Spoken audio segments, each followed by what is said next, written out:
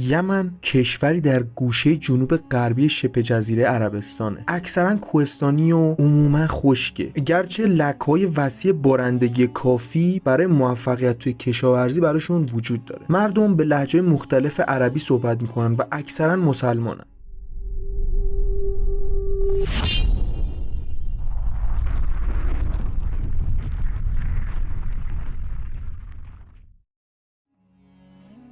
یمن تاریخ، فرهنگ، اقتصاد و جمعیتش همگی تحت تاثیر موقعیت استراتژیک این کشور در ورودی جنوبی دریای سرخ قرار گرفته. چهارراهی از مسیرهای تجاری و ارتباطی باستانی و مدرن. دنیای باستان کشورهایی که منطقه امروزی به نام یمن بود رو اشغال کرده بودن. عرضه کالاهای مهمی مثل کندر و مر رو کنترل می‌کردن و بر تجارت بسیاری از اقلام ارزشمند مثل ادویه و معطر کننده های آسیایی مسلط بودن. یمن به دلیل حاصلخیزی و همچنین رونق‌های تجاری اون زمان محل استقرار تعدادی از پادشاه‌های باستانی بوده. به همین دلیل رومیان باستان بهش عربستان خوش شانس میگفتن تا اون رو از منطقه ممنوعه عربستان، یعنی عربستان صحرا و همین عربستانی که امروز ما باش روبرو هستیم، متمایز کنن. بعدها یمن جایی بودش که قهوه برای اولین بار به صورت تجاری توش کشت شد و قبل از اینکه معرفی گیاه قهوه به سایر نقاط جهان اتفاق بیفته، مدت طولانی تنها منبع این دانه گرانبها یمن بود. جمهوری کنونی یمن در می 1990 زمانی که جمهوری عربی یمن یعنی یمن شمالی با جمهوری دموکراتیک خلق یمن یعنی یمن جنوبی ادغام شد و به وجود اومد. بر اساس توافقنامه اتحاد، صنعا پایتخت سابق یمن شمالی به عنوان پایتخت سیاسی این کشور عمل میکنه، در حالی که عدن پایتخت سابق یمن جنوبی به عنوان مرکز اقتصادی عمل میکنه. دو جزء یمن تاریخ‌های متفاوتی رو پشت سر گذاشتن، در حالی که یمن شمالی هرگز هیچ دوره‌ای از مدیریت استعماری به دست یک قدرت اروپایی رو تجربه نکرده، اما یمن جنوبی از سال 1839 تا 1967 بخشی از امپراتوری بریتانیا بود. مرزهای معاصر عمدتاً محصول اهداف و اقدامات سیاسی خارجی بریتانیا، امپراتوری عثمانی و عربستان سعودی بودند. پس اتحاد یمن زیر بار فساد مزمن و مشکلات اقتصادی قرار گرفت. تقسیم بندی‌های مبتنی بر مذهب، قبیله‌گرایی و جغرافیا همچنان نقش مهمی در سیاست یمن ایفا می‌کنن که گاهی منجر به خشونت هم براشون میشه. بعد از مدتی یک جنبشی به وجود میاد در یمن که قراره براتون بیشتر راجبش توضیح بدیم و امروزه در اخبار خیلی داره تکرار میشه. جنبش حوثی، جنبش بنیادگرای اسلامی در شمال یمن و یکی از بازیگران اصلی جنگ داخلی یمن از سال 2014 تا الان. این شبکه از یک جنبش احیاگر در میان مسلمانان زیدیه که فرقه کوچکی از اسلام شیعی که مرکز اون در شمال یمن هستش تعلق داره و با نفوذ خارجی بر دولت یمن مخالف بود شکل گرفت. سرکوب جنبش در اوایل قرن 21 باعث شد که این جنبش اسلحه به دست بگیره و با کمک ایران در طول جنگ داخلی به یک نیروی نظامی قدرتمند تبدیل بشه. در سال 2020 به نظر میرسید که جنگجویان حوثی دست برتر رو در درگیری داشته باشند. در سال 2023 پیامدهای جهانی صعود جنبش حوثی زمانی که در پاسخ به جنگ اسرائیل و حماس موشک‌ها و پهپادها رو به سمت اسرائیل پرتاب کرد و با حمله به کشتی‌های تجاری در دریای سرخ تجارت جهانی رو مختل کرد، به کانون توجهات قرار گرفت. بیایید پس یکم بیشتر با جنبش حوثی آشنا بشیم. جنبش حوثی خودش رو انصارالله یا مدافعان خدا مینامه. اصطلاحات رایج‌تر حوثی به شخصیت مؤسس آن، یک سیاستمدار و فعال زیدیه به نام حسین بدرالدین الحوثی اشاره داره. خاستگاه این جنبش ریشه در جامعه زیدیه داره که در سال 893 میلادی در شمال یمن تأسیس شد. این جامعه که مدت‌ها یک فرقه اقلیت در شاخه شیعه اسلام بود، در یمن رشد کرد و علیرغم چالش‌ها گهگاهی با حکومت زیدیه به نیروهای سیاسی غالب منطقه تبدیل شد. جدیدترین چنین چالشی در سال 1962 زمانی رخ داد که امام رئیس سیاسی معنوی زیدیان سرنگون شد و مجبور تبعید شد. یک رژیم نظامی جمهوری عربی یمن به جای امامت برپا شد و در طول دهه باقی مانده به مقاومت شدید سلطنت طلبان زیدی که می‌خواستن حکومت رو تحت رهبری امام رو بازسازی بکنن مواجه شد. علیرغم حصول توافق برای پایان دادن به خصومت‌ها، رژیم همچنان نسبت به تقویت نخبگان زیدی محتاط بود. گرایشی که به نوبه خودش منجر به حاشیه راندن جامعه زیدیه به طور گسترده‌تر شد. تحت حکومت جمهوری عربی یمن، زیدیان کنترل رهبری خودشون رو دیدن و جامعه را دست اونها خارج کردن. برای چندین دهه علمای دینی زیدی تمایل داشتند تا با سنی‌ها به جای سایر شیعیان در مسائل کلامی مدرن همسو بشن. رژیم غیر زیدی که به دنبال روابط نزدیک با عربستان سعودی، همسایه و دیگر کشورهای مسلمان سنی بود، با ترویج دکترینی خاص برای دولت سعودی موسوم به وهابیت و محافل زیدی سعی در ربودن این روند داشتند. اما بسیاری از آن عقاید عناصر اصلی دکترین زیدی رو تضعیف کردند و اقتدار نخبگان زیدی رو به چالش کشیدند و زیدیان شروع به مقاومت در برابر این تجاوزات کردند. در اوایل دهه 1980 یک حوزه علمیه وهابی در نزدیک سعده به جامعه زیدی تأسیس شد. این حرکت و تحولات مربوط به آن دهه اعصاب زیدیان را تحت تاثیر قرار داد، زیرا بسیاری آنها را تهدید وجودی برای جامعه و هویت خودشون می‌دونستند. بیداری زیدی رخ میده و شامل پذیرش هماهنگ نمادها و اندیشه‌های آشکار شیعی بود، به ویژه آنهایی که علی ابن ابوطالب و پسرانش اولین ائمه در سنت شیعه را گرامی می‌دارند. به وضوح آنها را از رد مؤکد و وهابیان از تقلید تمایز می‌کرد. پایبندی فداکارانه به رهبران دینی در دهه 1990 این بیداری که پایبندی فداکارانه رو به رهبران دینیشون می‌کنه. در دهه 1990 این بیداری زیدی پس از اتحاد یمن و تغییر دموکراتیک ناشی از آن شاهد گشایش سیاسی بود و نخبگان و علمای دینی زیدی حزب الحق یا حقیقت رو تشکیل دادند که اهداف اصلی اون پیشبرد منافع جامعه زیدی و مقاومت در برابر الغای عقاید و اعمال مذهبی سعودی به کشور بود. این حزب کوچیک که در سال 1993 تا 1997 در پارلمان حضور داشت، در مخالفت سرسخت با حزب قدرتمندتر اسلام یا اصلاحات که یک حزب اسلامگرای تحت تاثیر عربستان سعودی بود ایستاد. در سال 1997 علی عبدالله صالح پس از دعوای سیاسی اون با اصلاحات به الحق پست وزارت اوقاف دینی سپرده شد. تاثیرگذارترین نماینده الحق فعال در پارلمان حسین بدرالدین الحوثی بود. پس از خروج از پارلمان در سال 1997 حسین الحوثی شروع به پرورش جوانان مؤمن کرد. شبکه از جوانان زیدی که به عنوان جایگزینی برای شبکه‌های مشابه جوانان وهابی در نظر گرفته بود.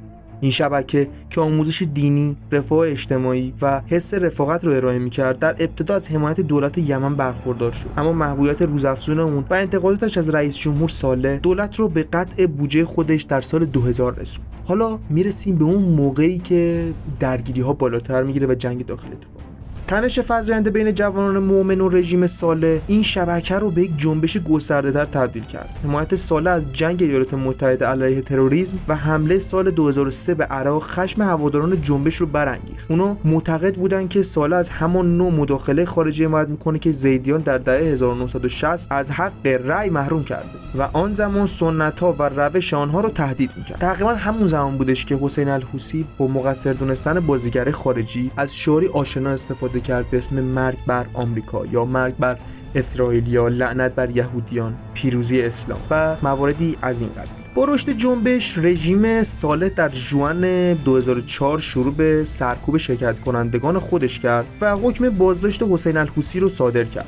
تو سپتامبر پس از ماه‌ها مقاومت مسلحانه حسین الحوثی توسط نیروهای یمنی کشته شد. رهبر جنبش برای مدت کوتاهی به پدرش و بعداً به پسرش عبدالملک رسید. تا حدی به عنوان واکنشی به واکنش شدید رژیم شورش به رشد خودش ادامه داد و تلاش‌های شخص ثالث برای دستیابی به آتش بس رو به چالش کشید. مالکیت تسلیحات جنبش به طور قابل توجهی افزایش یافته بود و با سلاح‌هایی که عمدتاً از بازار سیاه می‌آمدند و اعضای نیروهای مسلح که به صفوف آنها می‌پیوستند و زرادخانه‌ها رو زیر پا می‌ذاشتند. شورش در شمال همراه با ناآرامی در جنوب پرسش‌های گسترده‌تری در مورد مشروعیت رژیم صالح، اتحاد یمن و حتی جمهوری خواهی به عنوان یک سیستم قابل دوام مطرح کرد. پس از تظاهرات بهار عربی در تونس و مصر و سرنگونی رؤسای جمهور مربوط در اوایل سال 2011 مردم یمن خواستار پایان دادن به رژیم صالح شدند. در فوریه 2012 صالح قدرت را به عبدالرب منصور هادی معاون اون سپرد، اما هادی از تفرقه افکنی کمتری برخوردار نبود، به خصوص که اون نسبت به رقیب جنبش حوثی حزب اصلاح نشون داد. صالح به نوبه خودش بعدها در کنار جنبش حوثی علیه دولت هادی هم قرار گرفت.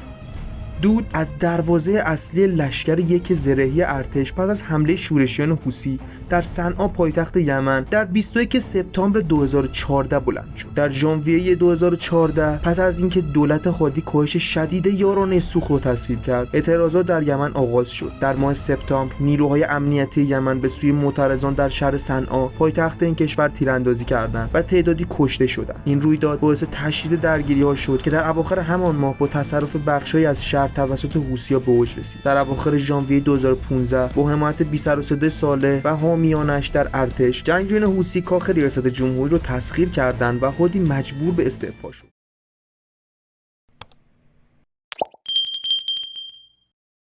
در فوریه 2015 هادی در عدن، بزرگترین شهر تجاری یمن و پایتخت یمن جنوبی قبل از اتحاد ظاهر شد و استعفای خودش رو پس گرفت. در تلاش برای بیرون راندن شورشیان از صنعا، اون برای مداخله نظامی از خارج از کشور حمایت گرفت و در ماه مارس، زمانی که هادی و دولتش برای محافظت به عربستان گریخته بودند، لشکرکشی به رهبری عربستان آغاز شد. محمد بن سلمان وزیر دفاع وقت عربستان سعودی انتظار داشتش که این درگیری‌ها تنها چند ماه طول بکشه، اما به درازا کشید و در ماه دسامبر سازمان ملل متحد تلاش‌هایی رو برای میانجیگری برای صدور قطعنامه آغاز کرد که مذاکرات نتیجه به همراه نداشت. تسلط حوثی‌ها بر صنعا در دسامبر 2017 تکمیل شد. توی اون ماه جنگجویان حوثی نیروهای صالح رو از پایتخت بیرون کردند و صالح رو پس از ابراز تمایل وی برای تعامل با ائتلاف تحت رهبری عربستان کشتن. اونا با وقوع درگیری کوتاهی در ماه ژانویه میان حامیان هادی قدرت خودشون رو تقویت کردن. شورش حوثی‌ها تا حدی با کنترل شهر بندری حدیده که بیشتر واردات و درآمد خودش رو از طریق اون دریافت می‌کرد تداوم یافت. در ژوئن 2018 ائتلاف به رهبری عربستان سعودی به سمت شهر پیشروی کرد با امید اینکه تهدید از دست دادن اون رهبران حوثی رو مجبور به مذاکره برای توافق صلح به نفع ائتلاف بکنه. اما خب از اونجایی که این بندر همچنین راه نجاتی برای کمک‌های بشردوستانه به یمن بود، سازمان ملل مداخله کرد و آتش‌بسی رو که در دسامبر اجرایی شده بود رو میانجیگری کرد. در همین حال بودش که حملات حوثی‌ها به طور فزاینده‌ای پیچیده‌تر می‌شدن و بی‌تردید ایران هم توی کمک به حوثی‌ها فعالیت داشت. همکاری حوثی‌ها با ایران در دسامبر 2019 آشکار شد، زمانی که رهبران حوثی مسئولیت حمله به تأسیسات فرآوری نفت در عربستان سعودی رو به عهده گرفتن. علیرغم نشانه‌هایی که به شدت به دخالت ایران اشاره می‌کرد، حملات سعودی و کشتی‌ها در سواحل یمن از جمله مواردی بودش که ایالات متحده رو بر این واداشت که تا سال 2021 در آخرین روزهای ریاست جمهوری دونالد ترامپ شبکه حوثی رو به عنوان سازمان تروریستی معرفی کنه. اما این نامگذاری نگرانی‌هایی در مورد اختلال احتمالی در تلاش‌های صلح ایجاد کرد و ارسال کمک‌های بشردوستانه ماه بعد پس از رئیس جمهور ایالات متحده که جو بایدن بود به روی کار اومدن و این نامگذاری برعکس شد. در اوایل سال 2020 حوثی‌ها دست بالا رو به دست آوردن، در حالی که عدم اطمینان اقتصادی ناشی از همه‌گیری کووید 19 در حال ظهور بر تمایل عربستان برای مبارزه تأثیر می‌ذاشت. پس از استعفای هادی و واگذاری کنترل شورای ریاست جمهوری، درگیری‌ها با آتش‌بس رسمی در سال 2022 کاهش پیدا کرد. از اونجایی که عربستان سعودی به دنبال سرعت بخشیدن به خروج از یمن بود، از سال 2023 به طور مستقیم با شورشیان حوثی وارد تعامل شد و در سپتامبر همان سال نمایندگان حوثی برای اولین بار برای دیدار با مقامات سعودی به عربستان سعودی رفتند. گزارش‌ها حاکی از اینه که رهبران حوثی و مقامات سعودی به یک توافق نزدیک رسیدن و تخصیص درآمد نفتی یمن همچنان نقطه‌گیر اصلیه. پیشرفت در هفته اکتبر 2023 پس از رویدادی که منطقه وسیع‌تر خاورمیانه رو شوکه کرد مختل شد. حماس، یک سازمان مبارز مستقر در نوار غزه، مجبورترین حمله به اسرائیل از زمان استقلال خودش رو سازماندهی کرد و اسرائیل هم برای پاسخ به حماس با حمله ویرانگر به نوار غزه پاسخ داد. شورشیان حوثی در موضع خودشون به عنوان ضد اسرائیل و مدافعان خدا عمل کردند و موشک‌ها و پهپادهایی رو به سمت اسرائیل پرتاب کردند و شروع به حمله به کشتی‌هایی کردند که از تنگه باب المندب عبور می‌کردند. این حمله نشون دادش که حوثیای یمن این فرصت رو بهترین موقعیت دونستن برای نمایش قدرت بر مسائل منطقه‌ای و منابع استراتژیک یمن. بنابراین همدست و همعزم خود رو برای پایان دادن به درگیری یمن در شرایطی که آنها مطلوب میدونن نشون میده. اما این حملات همچنین ایالات متحده رو بر این برداشت که دست به اقدامی بزنه که در ژانویه 2024 در ائتلاف با بریتانیا 10 حمله علیه حوثی‌ها انجام بدن. در همان ماه ایالات متحده مجدداً نام شبکه حوثی رو به عنوان یک سازمان تروریستی بازگردوند. خیلی ممنون که تا اینجا گوش دادید. امیدواریم که از این اپیزود خوشتون اومده باشه. اگر خوشتون اومد حتما لایک کنید، سابسکرایب کنید و برام کامنت بذارید و نظراتتون رو بنویسید. خیلی ممنونم ازتون. تا دیدار دیگر، بدرود.